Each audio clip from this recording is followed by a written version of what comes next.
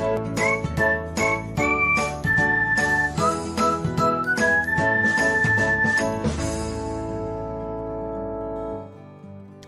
everyone, welcome back to another episode of Technologyglance. In this video, I'm going to guide you through how you can put the message from miscellaneous people to message request on Pinterest. So, let's get started.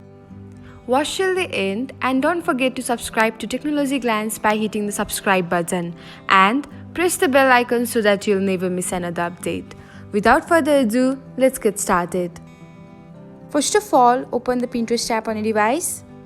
Tap on your profile icon, then select three dots icon. Next, tap on settings and then select social permissions and activity.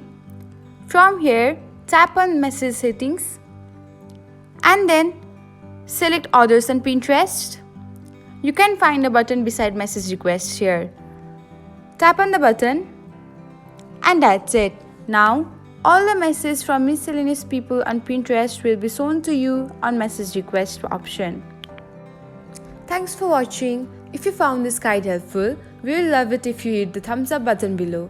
We upload great new tech tutorials like this one every day. So, don't forget to subscribe to our channel and hit the bell icon to get an update as soon as we post a video.